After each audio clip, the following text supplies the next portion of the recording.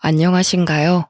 저는 지옥 같은 시집살이를 겪고 재작년 합의 이혼을 마친 40대 아줌마입니다. 저는 부모님 아래 늦둥이로 태어났는데요. 제 위에는 10살 터울 친오빠 하나 있고 엄마 아빠 이렇게 네 가족이에요. 제가 늦둥이라서 사랑도 참 많이 받고 자랐답니다.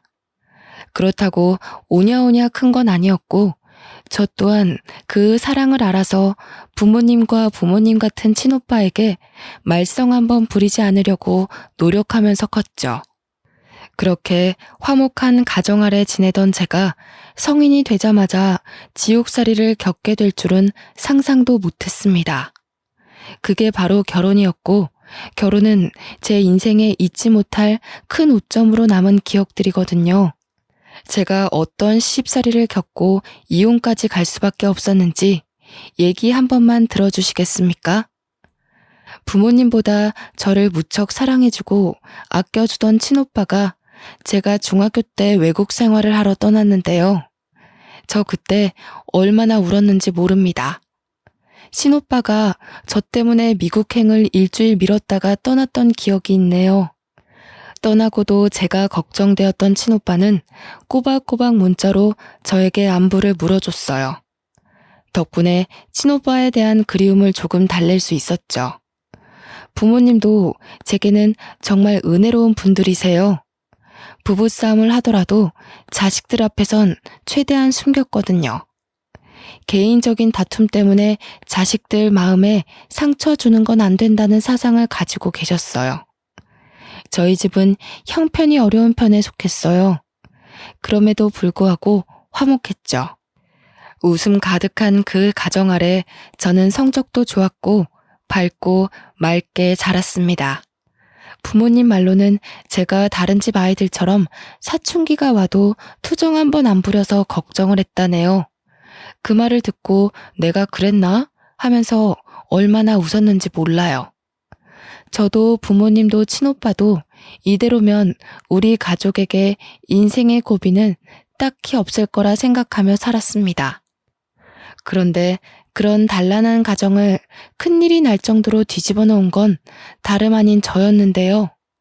고등학교를 졸업하고 20살이 된 무렵 저는 형편을 생각해 대학을 포기했어요.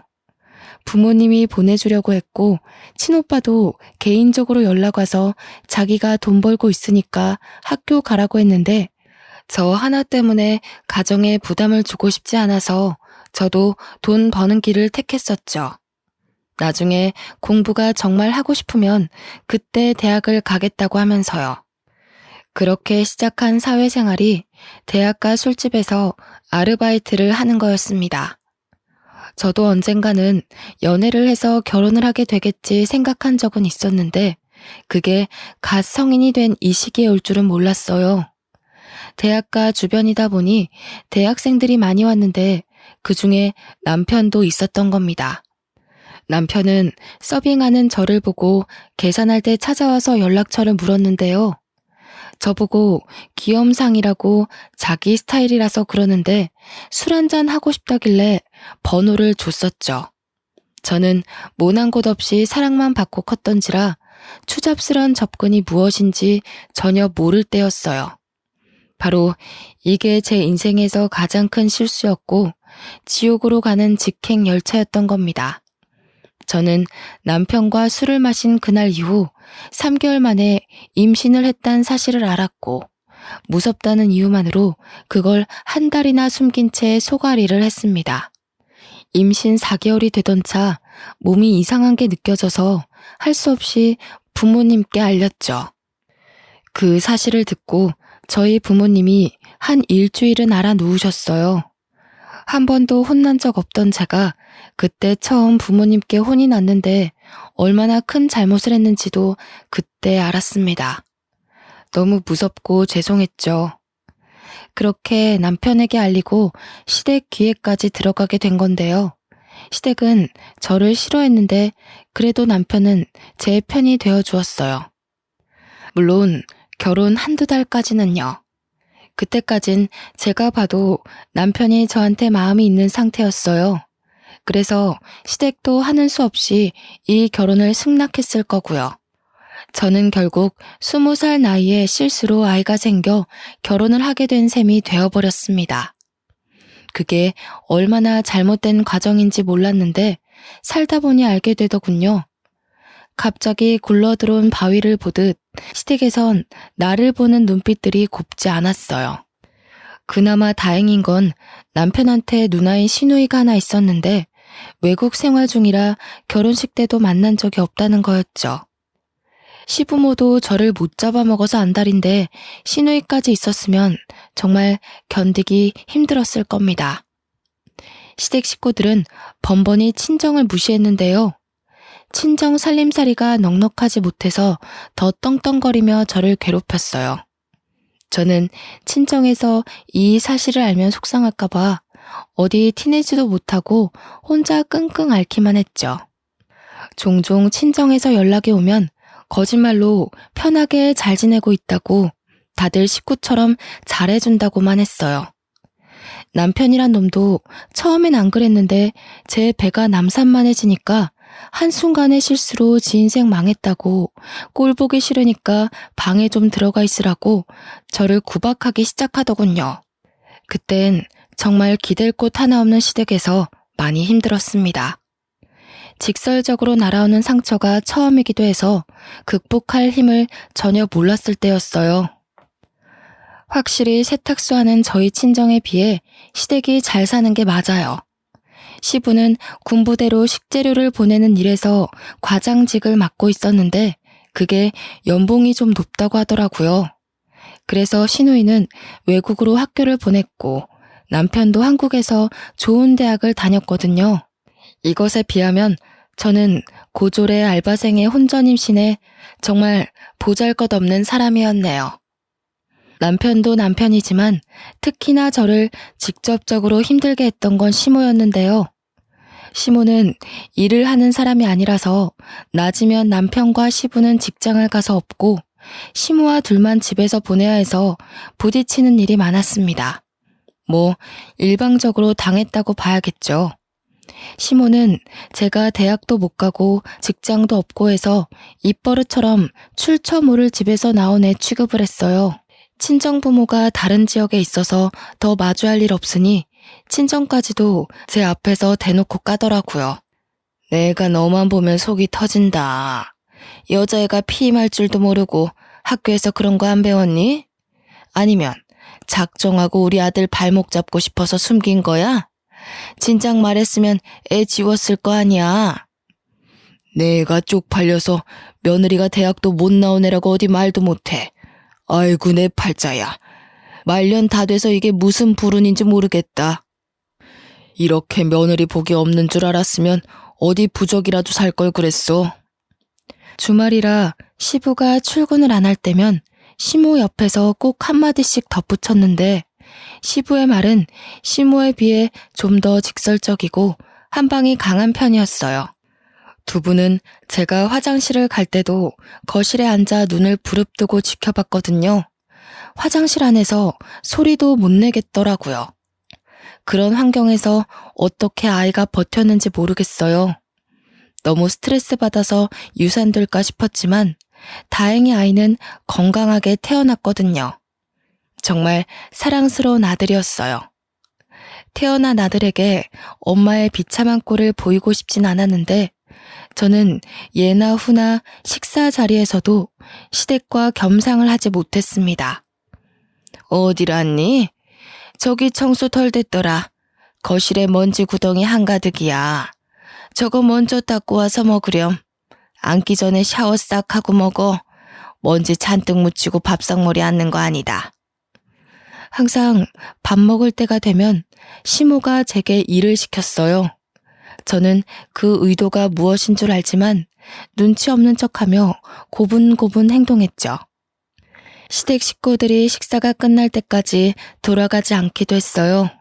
그래도 어린 아들 밥은 먹여주더라고요. 그거면 됐다 생각하며 하루하루 스스로를 다독이며 살았습니다. 저는 결혼하고 나서부터 밤에 혼자 올 때가 많았는데요. 언젠가부턴 너무 서럽던 나머지 아들이 깬 걸 알면서도 울음을 참지 못해 소리 내는 날이 늘어갔어요. 저와 남편은 제 배가 부르고 나서부터 각방을 썼는데 아들은 꼬박 저와 함께 자더라고요. 남편은 지 자식인데도 아들을 불편해하는 티를 내서 아들도 아빠 옆에 잘 안 갔거든요. 제가 이 각박한 공간에서 버틸 수 있는 유일한 이유는 바로 제 아들 때문이었어요. 아들이 없었다면 더는 버티지 못하고 가출을 했을 거고 친정에도 알리지 못해서 밖을 떠돌다가 여기저기 끼니를 구걸했을지도 모를 일이죠. 시댁의 거침없는 질타는 제 아들도 예외가 아니었는데요. 시모는 제 아들이 말을 알아듣기 시작하고부터 대놓고 앞담을 일삼았습니다. 으이구, 지엠이 닮아서 공부도 더럽게 못하네. 손주라고는 하나 있는 녀석이 공부를 이렇게 안 하면 쓰나. 네 아빠나 네 고모는 다 머리 좋은 사람인데 하필 닮아도 애미의 못난 부부만 닮았다니. 내가 손주복까지 없는갑다. 아이고 머리야. 시모는 제 아들이 성적이 못 나와도 편식을 해도 어디 다쳐서 와도 전부 제 피가 섞여서라고 했습니다. 천박한 피가 섞이니 그 피를 받은 아들도 엄마 따라 둔치 같다고 하더군요. 저는 저를 욕하는 건 1000번 만번 참을 수 있지만 제 아이를 욕하는 건 엄마로서 참을 수가 없었어요. 아이가 한두 살 커갈수록 구박이 심해져서 몇 번은 아이를 계속 피신시켰지만 그것도 한두 번이지 계속은 무리가 있잖아요. 최대한 시부모님을 안 마주치게 하고 싶은데 한 집이다 보니 그렇게도 못하고요. 그저 부디 아들이 몰라주길 바랬는데 어느 날 아들이 방에 단둘이 있을 때 정말 가슴 찢기는 말을 하더라고요. 내가 바보 같아서 엄마가 자꾸 할머니한테 혼나는 거야? 내가 잘하면 엄마 안 혼나도 돼? 나 때문에 엄마가 혼나는 것 같아서 미안해. 나 이제 바보 안 될게. 할머니한테 그만 혼나게 해줄게, 엄마. 고작 6살 되는 아들이 저한테 미안하다고 다 자기가 모자라서 그런 거라며 자기 탓을 하는데 그날 저는 크게 억장이 무너졌죠. 한참 못 모를 아이 입에서 어떻게 이런 말이 나올 수가 있단 말입니까? 그 순간 저는 여태 뭘 하고 있는 건가 싶으면서 아들 하나 지키지 못하고 도망치기만 했다는 생각에 회의감이 들었습니다. 며칠 후 여느 때처럼 시모가 아들의 실수를 가지고 나무랄 때가 있었는데 아무리 그래도 어떻게 아이한테 자꾸 그런 심한 말을 할 수가 있나 싶어 그날은 저도 시모에게 대꾸를 했습니다. 어머님, 제가 미우신 거면 저만 나무라세요. 이 어린아이가 뭘 그렇게 잘못했다고 그런 모욕을 주세요? 어머님 때문에 애가 벌써부터 눈치가 늘어서 더 실수하는 거잖아요. 뭐야? 몇 년 좀 살았다고 이 시애미가 웃음니? 이제 대드네. 처음 우리 집 왔을 때는 고개 쳐받고 들지도 못하던 년이 꼴에 엄마 노릇 좀 하고 싶은가 보지? 제발 애 앞에서 말 좀 가려주세요. 어른이면 어른답게 아이 앞에서 모범을 보여야 하는 거 아닌가요? 제 아들 잘못 크면 어머님께서 책임지실 거예요? 어머님 손자잖아요. 어머님 아들 핏줄이잖아요. 버르장머리 없는 것이 어디라고 목소리를 높여? 니까짓 게 감히 이 시애미한테 훈수질하는 거니? 기가 막혀서 그동안 한 소리 하지 못해서 어떻게 참았다니? 이렇게 시애미 잡아먹을 것처럼 노려보고 싶어서 얼마나 벼르고 있었냐고. 저 분명 경고했어요. 또 제 아들한테 나쁜 소리 하시면 저 계속 안 참을 겁니다. 어머님이고 아버님이고 저는 제 아들만 생각하고 행동할 거예요. 그러고 나서 애 앞에서 제 꼴이 더 우스워질까봐 또다시 황급히 피하는 걸 택했습니다. 닫힌 방문 밖으로 시모가 소리 지르며 당장 나오라고 겁주긴 했다만 아들 챙기면서 애써 무시했죠. 솔직히 무서웠거든요. 이렇게 누군가와 싸워본 게 처음이라서요. 손을 덜덜 떨면서 아들 옷을 갈아입히는데 아들이 그 고사리 같은 손으로 제 얼굴을 문질러 주더라고요. 몰랐는데 제가 울고 있었나 보더라고요. 아들이 엄마 울지 말라고 안아주기까지 하는데 저는 그저 엄마가 이 모양이라 아들에게 미안할 뿐이었습니다. 그래도 그때가 처음으로 시모한테 대들어본 순간이었는데요. 두세 마디 대들어서 그런가 그동안 꽉 들어찼던 응어리가 좀 뚫리는 느낌이더라고요. 약간은 숨통이 트이는 듯 했죠. 제 아들은 참 고맙게도 살얼음판 같은 환경에서 잘 커주었어요. 아들이 중학생이 되었을 무렵 사진으로만 봤지 아직 한 번도 만난 적 없는 시누이한테서 연락이 왔는데요. 미국에서 선물을 보내왔더라고요. 주말 아침부터 시부모님과 남편이 신이 나서 선물을 막 구경하대요. 듣자 하니 시누이가 새로 사귄 남친이 있는데 결혼을 앞둘 정도로 오래 만났고 깊어졌다고 해요. 그 남친이 시댁 식구들에게 주는 선물이라고 그러더군요. 감히 바랬던 건 아니었지만 시부, 시모 남편의 선물은 있는데 저와 아들의 것은 없었어요. 당연한 건데도 시누이와 시누이의 예비 신랑이 미웠습니다. 그깟 선물 필요 없지만 이런 식으로 어린 아이한테 상실감을 줄 필요는 없잖아요. 하필 그날이 아들 생일이었는데 중학생이 된 아들에게 엄마가 돼서 새 가방 하나 사주지 못해 마음에 걸렸던 참이었거든요. 생일날 선물 하나 사주려고 요번에 남편이 주는 생활비를 조금씩 아껴서 돈을 빼놓긴 했다만 시댁 식구들의 저 꼴을 보고 반충동적으로 오후에 집을 나섰어요. 나가서 남자 아이들한테 인기 있는 새 가방 하나를 구입했죠. 이거 하나 사는데도 시모가 저보고 갈 데도 없는 년이 어딜 돌아다니냐며 쏘아붙이던 걸 무시하고 나와서 산 거예요. 아들, 생일 축하해. 엄마가 케이크도 해주고 싶은데 빵집에 케이크가 다 팔렸다네. 촛불 못 불어서 미안해. 초등학교 때 매던 가방 들고 다니느라 불편했지? 엄마가 진작 사줬어야 하는 건데 너무 늦었다. 마음에 들어?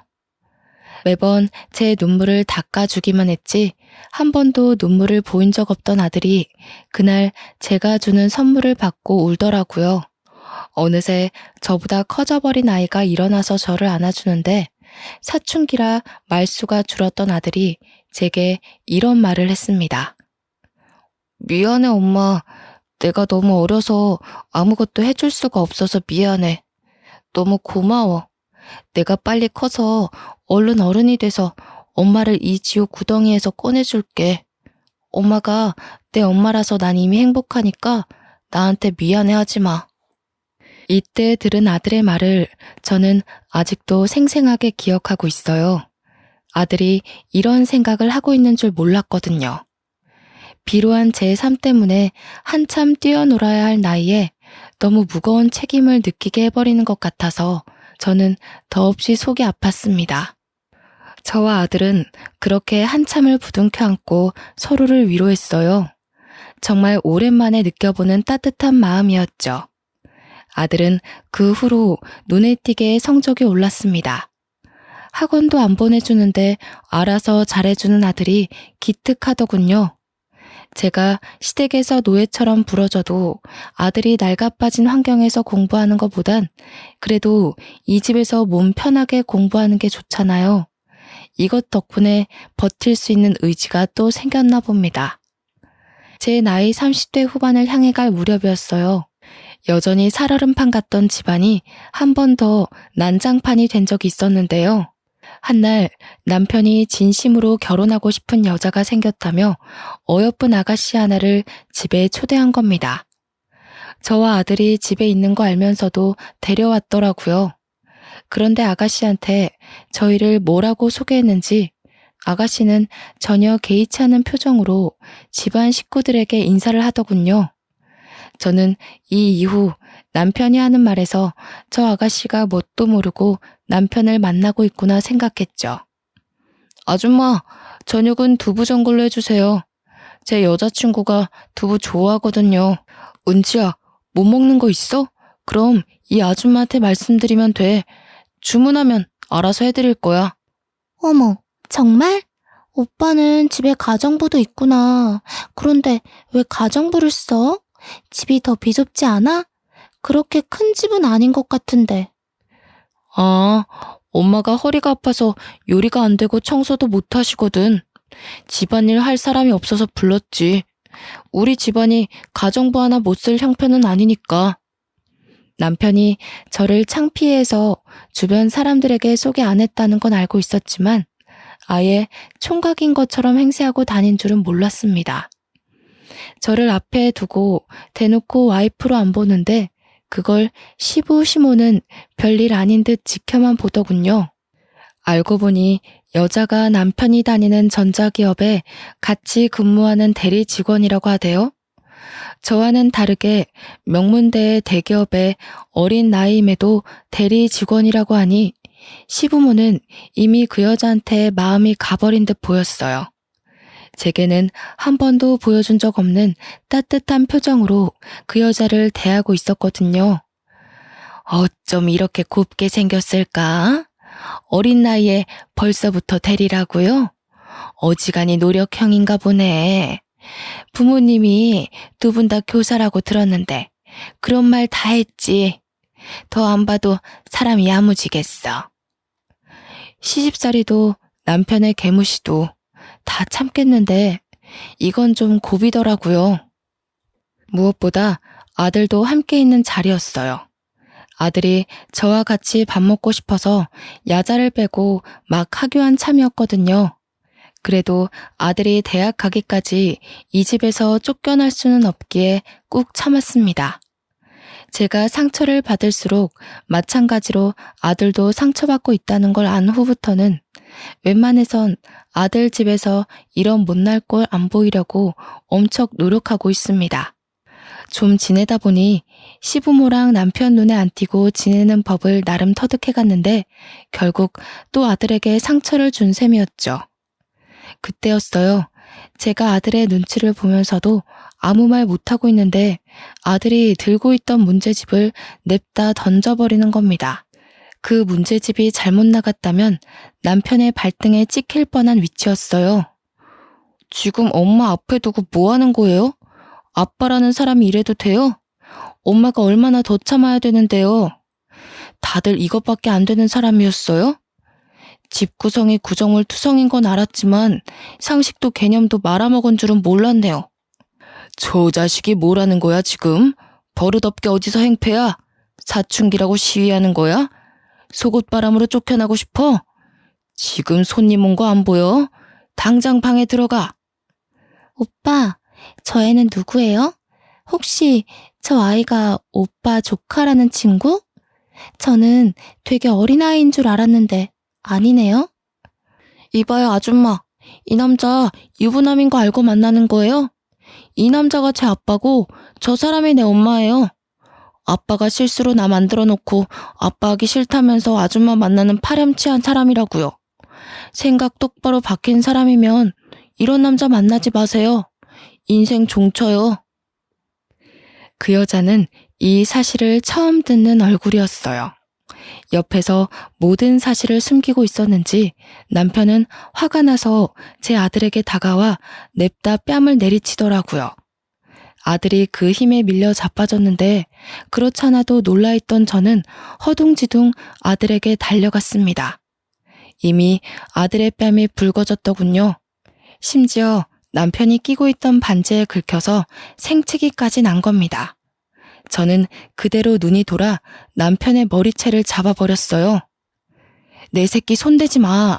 내가 다 참아도 내 새끼 건드리는 건 못 참아. 아빠 노릇 안 할 거면 손찌검은 하지 말아야지.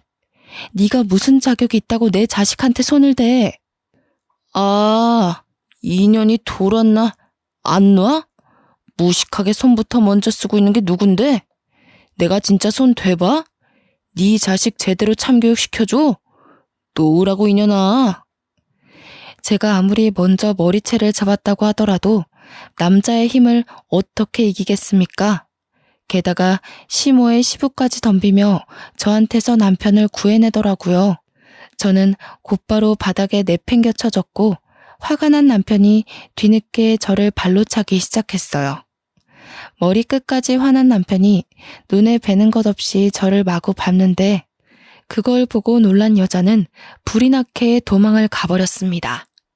여자가 소리 지르는 바람에 남편이 아차 싶었는지 급하게 여자를 쫓아가더군요.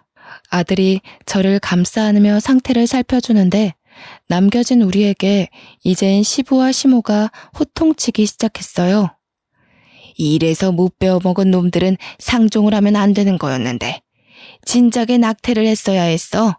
유산을 시키던지 해서 우리 아들 발목 못 잡게 했어야 했다고. 어쩌자고 이런 썩은 족쇄에 걸려서는 새끼나 애미나 어쩜 이렇게 똑같은지 모르겠네. 아이고 속 터져. 그렇게 아끼는 네 새끼 데리고 당장 우리 집에서 나가. 나가서 길바닥에 나앉은 구걸을 하든 알아서 하고 당장 내 눈앞에서 꺼져. 더러운 것들이 집에 드니까 집안 꼴이 이 모양이지. 시부가 아들 품에서 저를 잡아 끌며 현관 밖으로 내쫓으려는데 그걸 아들이 쫓아와서 말렸어요. 뭐 하시는 거예요? 우리 엄마한테서 그 더러운 손 치우세요. 할아버지가 무슨 자격으로 우리 엄마를 만져요? 그래요. 이딴 집 냄새나서 살기 싫으니까 나갈래요. 비키라고요. 아들의 힘에 밀려난 시부는 다 늙은 몸이라 힘 한 번 못 써보고 바닥을 굴렀습니다. 시모가 놀라서 시부를 부축했는데요.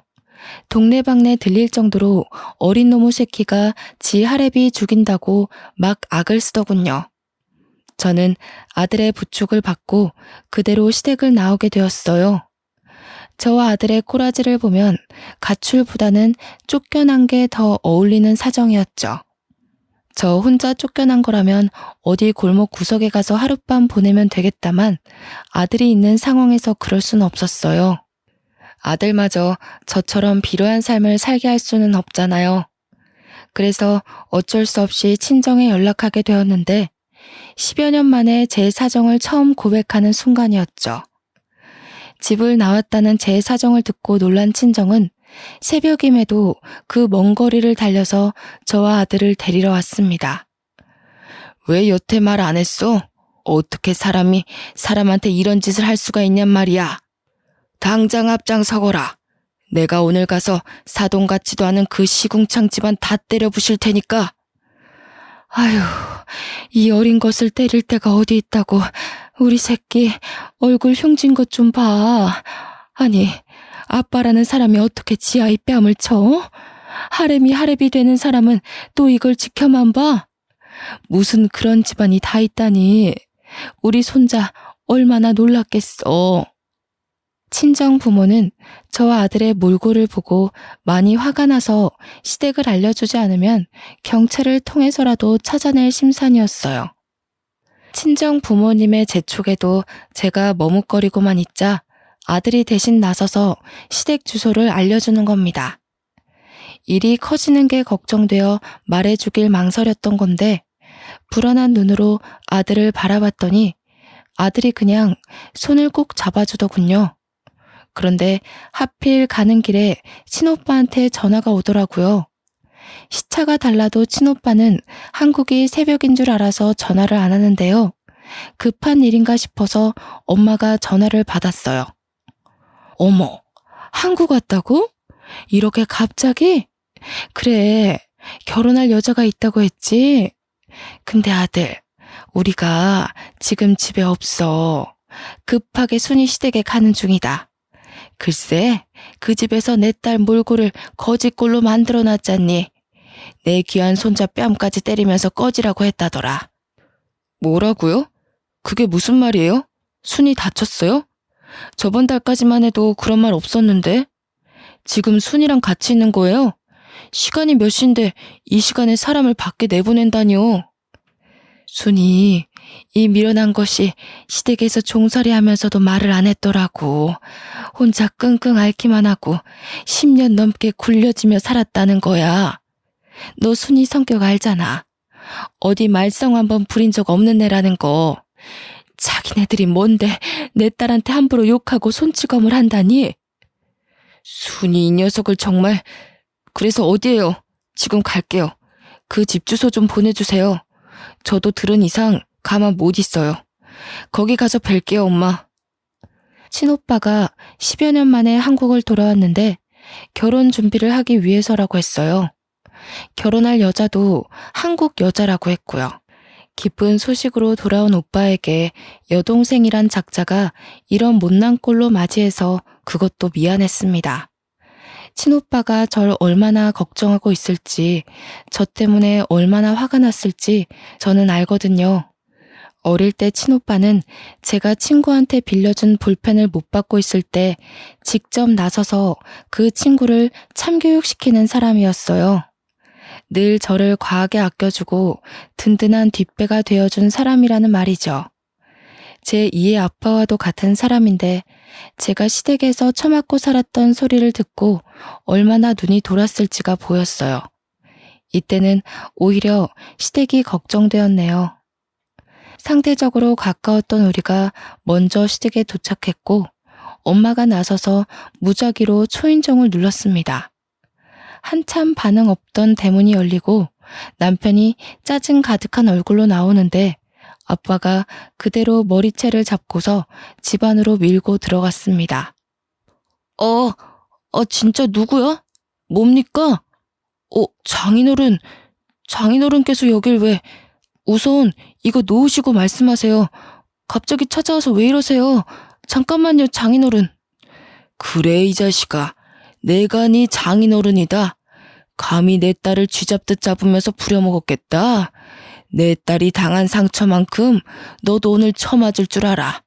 나 오늘 네 뼈 하나 부러뜨리기 전까지 집에 안 간다. 거실에서 대판 소란이 나니 방 안에 있던 시부모도 자다 일어나 놀라서 튀어나오더군요. 어머머, 사돈어른 아니세요? 연락도 없이 왜 오셨어요? 근데 지금 뭐 하시는 겁니까? 남의 귀한 자식을 왜 그렇게 쥐어뜯어요? 다짜고짜 야밤에 찾아와서 놓으세요 좀. 네 자식 귀한 건 알고 내 자식 귀한 건 왜 몰랐다니? 이 옆에 내야. 너 우리 딸 어떻게 손댔어? 이렇게 손댔니? 이렇게 잡고 흔들었어? 10년 넘게 이런 식으로 우리 딸 가슴에 대못 박은 거야? 엄마가 자기 아들 살리려는 시모의 머리끄댕이를 사정없이 잡아당겼는데요. 평소 탈모가 있던 시모의 머리카락이 후두둑 빠지는 거 아니겠어요?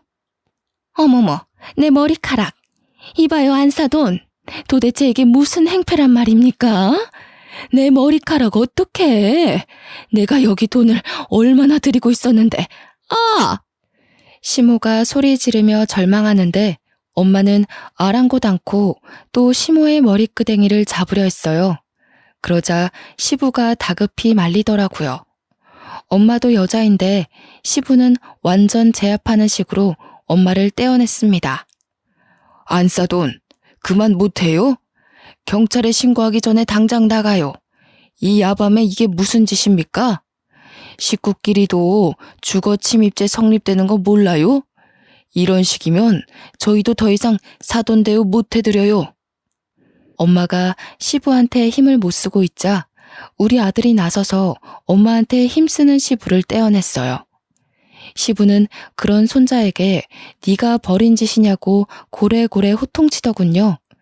그때 도어락 비밀번호를 치고 누가 들어왔는데요. 응? 이 집에 더 들어올 사람이 없는데 싶었는데 친오빠랑 웬 여자가 같이 등장하는 겁니다. 정말 오랜만에 보는 친오빠였지만 마냥 반길 수 없는 상황이었어요. 그런데 친오빠가 어떻게 시댁집 도어락을 열고 들어올 수가 있지? 생각하던 와중이었죠. 머리카락 때문에 절망하고 있던 시모를 보필하던 남편이 친오빠 옆에 여자를 보고 소리쳤는데 누나, 언제 왔어? 아니, 이 사람들 미쳤나 봐.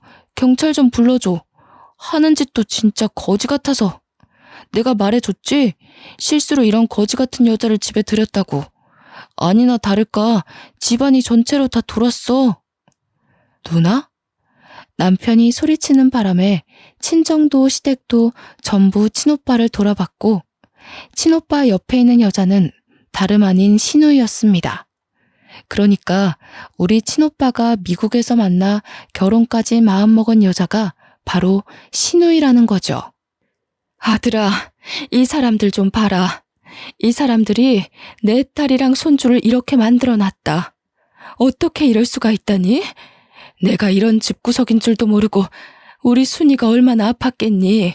응?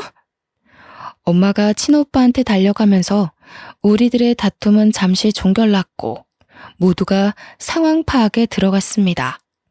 그 잠깐은 친오빠한테 하소연하는 엄마 말고는 모두가 조용했죠. 놀란 건 우리도 마찬가지였으나 겹사돈이 될 뻔한 친오빠와 신우이도 서로 많이 놀란 것 같더라고요. 말도 안 돼.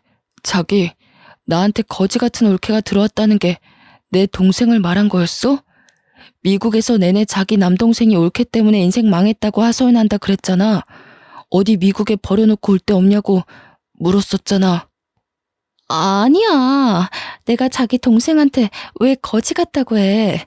그러니까 지금 내 올케가 당신 여동생이라는 거야? 그 10살 타올이라던 귀여운 여동생? 어떻게 이런 일이 있을 수가 있어? 자기 분명 그랬어. 한두 번도 아니고 거의 틈날 때마다 올케 얘기했다고. 남동생이 사고쳐서 결혼했는데 올케랑 그 집안이 산거지라고 욕했었잖아. 나 덕분에 자기 부모님이 올케 때문에 속 썩은 거 위로받겠다면서 결혼 결심해줘서 고맙다고 그랬잖아. 나는 오빠 동생인 줄 모르고, 그러니까 그게, 야, 너는 왜 올케가 이런 사람인지 말 안 했어? 올케 집안이 무슨 거지 같은 집안이야. 우리 집보다 훨씬 재산 많다고. 멍청한 게 진짜 제대로 알아보지도 않고. 무슨 소리야. 돈이라곤 쥐뿔도 없는 거 맞아. 내가 10년을 넘게 지내면서 봤는데 집에 돈이 있었으면 제가 구박받고 살았겠어? 신우이랑 남편이 하는 말을 듣고 친오빠는 더 머리끝까지 화가 났어요.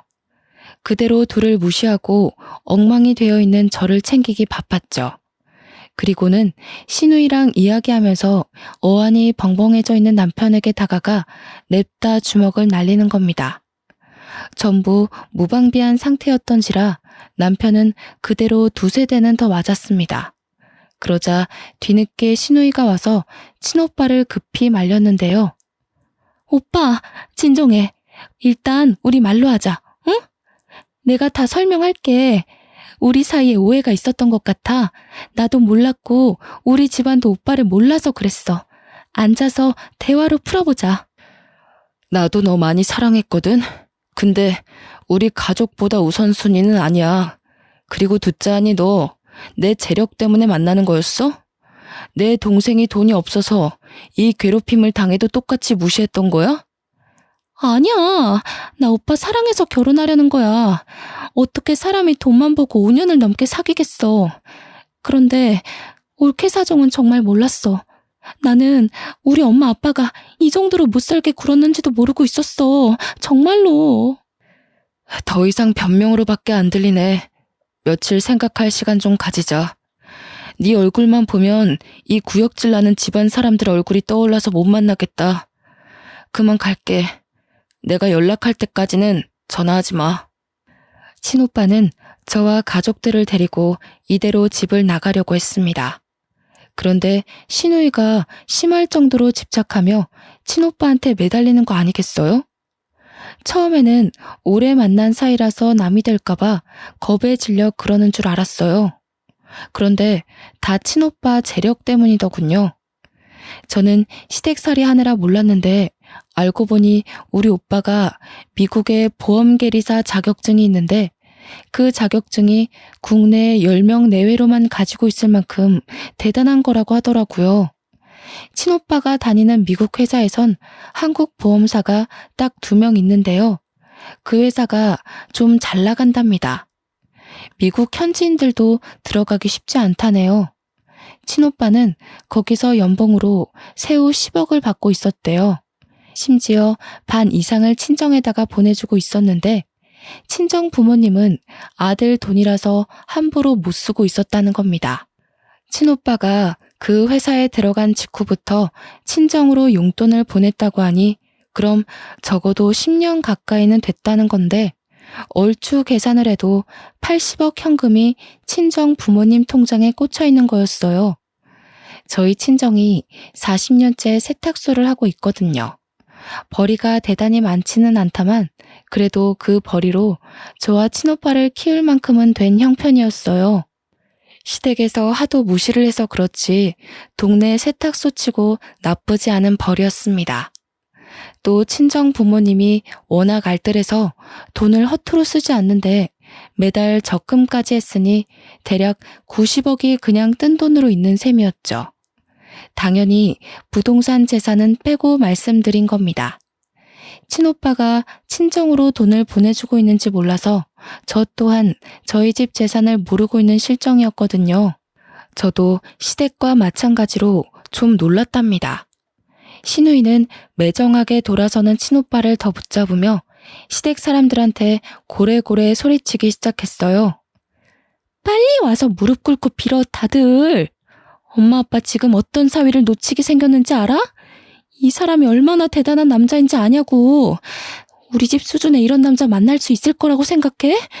내 수준에 이런 사위 다시는 있을 것 같냐고. 부모가 돼서 왜 딸앞길을 막아?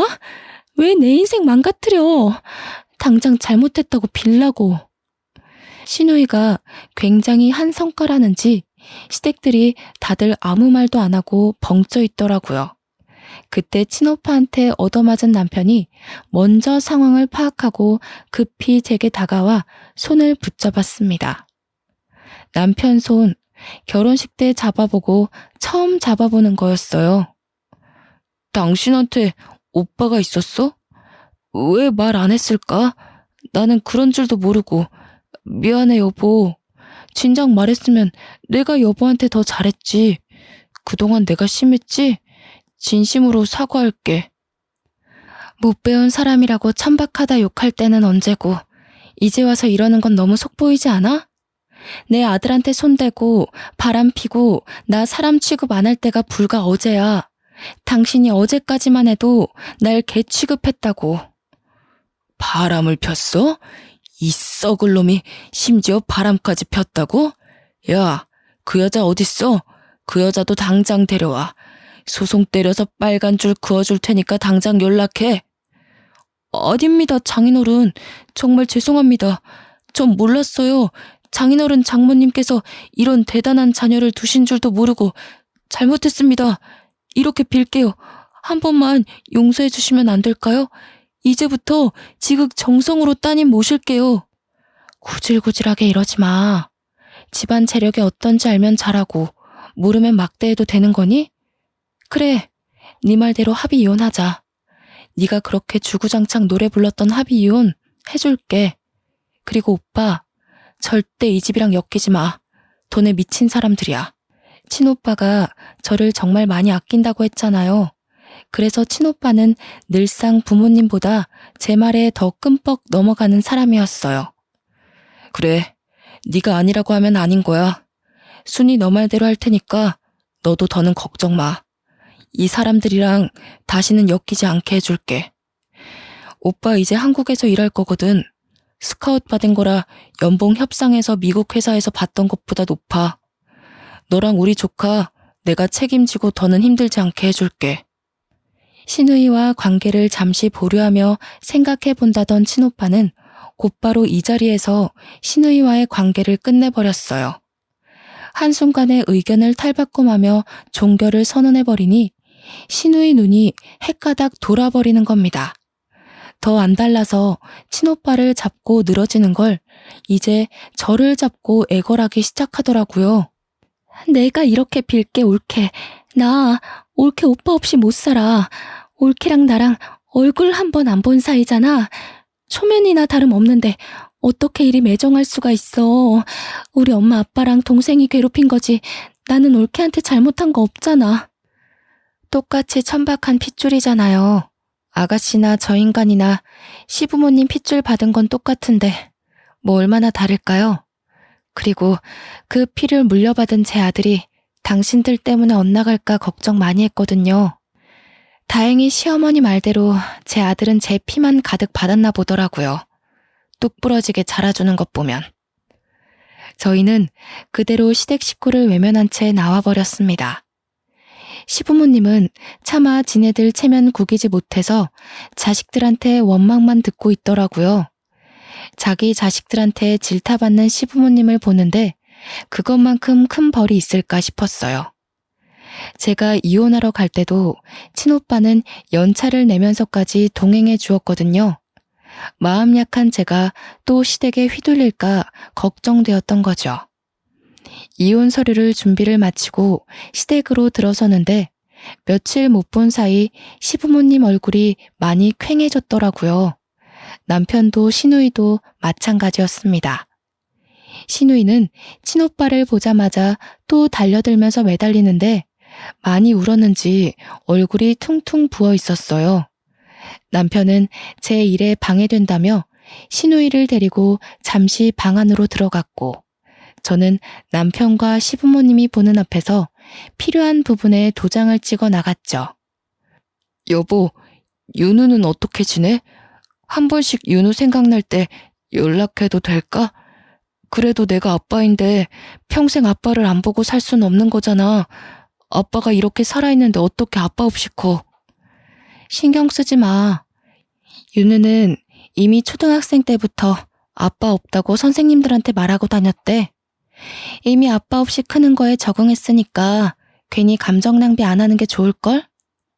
윤우애미야, 우리가 그래도 함께한 정이 있잖아.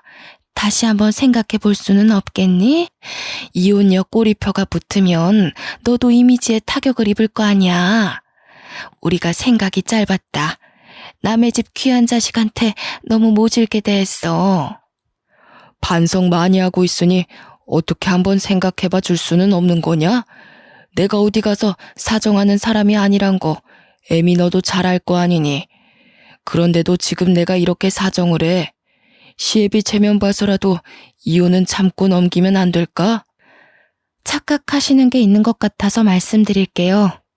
자꾸 정이 있다고 하는데 저는 어머님 아버님께 단 한 번도 정을 느낀 적이 없어요. 그리고 때를 지나서 하는 반성은 반성이 아니에요, 아버님. 미련이고 후회지. 이쯤에서 이 집 식구들이랑 학을 뗄 수 있어서 다행일 뿐이네요. 소송 안 하는 것만으로도 고맙게 하시고 다신 보는 일 없도록 합시다. 저는 도장만 찍고 그 자리를 벗어났습니다. 친오빠도 시누이한테 모진 소리를 더했나 봐요. 친오빠가 나오는 방 안에서 시누이의 통곡 소리가 새어나오더라고요. 그렇게 한 2년이 흘렀는데요. 그 사이 한 번도 시댁 식구를 마주치는 일은 없었습니다. 아, 시누이는 아직도 친오빠한테 연락하며 시들어 가는 중이라고 들었어요. 친오빠가 번호를 바꿨는데도 기어코 그걸 알아내 연락을 한다더라고요. 그리고 우리 자랑스러운 아들이 20살이 되었는데요. 아들은 어른이 되자마자 쇼핑몰 창업을 했어요. 그런데 그게 남성 대표 쇼핑몰로 빠르게 자리매김했다는 거 아니겠어요? 돈을 헤프게 쓰는 아이는 아니지만 친오빠한테서 받은 용돈으로 늘 옷을 살 때부터 알아봤어야 했는데 이렇게 대단한 일을 이뤄낼 줄 몰랐어요. 막 시작했는데 벌써부터 일반 회사원보다 더 높은 연봉을 받고 있네요. 한 번은 어른이 되자마자 사회생활로 뛰어든 아들이 걱정이더군요. 저도 대학 안 가고 바로 일했잖아요. 그래서 혹시나 아들이 사회에서 저 같은 취급을 받을까봐 아들에게 왜 대학 안 가냐고 조심스레 물어봤어요. 대학 안 간 엄마는 이렇게 삶이 피고 대학 간 아빠는 쫄딱 망하지 않았어? 나보고 쫄딱 망한 길잡이를 따라가라고? 나는 죽을 때까지 엄마만 보고 갈 거야. 엄마의 발자취를 따라가면 성공할 거란 확신이 있거든. 그리고 멋진 삼촌도 봐봐. 중간에 대학 자퇴했다고 들었는데. 참 예쁘고 똑 부러지는 아들이지 않나요? 이 때문에 별로 대학 갈 생각이 없다는 아들에게 저는 더 말하지 않았습니다. 스스로 잘해준 아들이 앞으로도 어련히 알아서 잘할까요? 중학생 때 저를 안아주고 울면서 엄마를 꼭 지옥 구렁텅이에서 빼내주겠다고 다짐했던 아들은 옛날에 친오빠가 저를 극진히 아꼈던 것처럼 똑같이 저를 모시고 있어요. 저는 친오빠가 해준 아파트에서 아들의 효도와 함께 호강하며 살고 있답니다. 말년까지 그런 시댁에서 불행하게 살다가 가는 건 아닌가 참 속상했거든요. 제가 무슨 잘못을 했길래 하늘은 내게 이런 시련을 주실까 원망도 했었고요. 그런데 지금은 하루하루가 훨훨 날아갈 것만 같네요. 너무 행복해요. 저도 사랑을 받던 존재라는 걸 잠시 잊고 살았었는데 다시 그 기분이 되살아났답니다. 제 사연이 좀 흥미로우셨을지 모르겠어요. 이왕 들려드리는 거 지루하지 않게 해드리고 싶었는데 어떠셨는지요?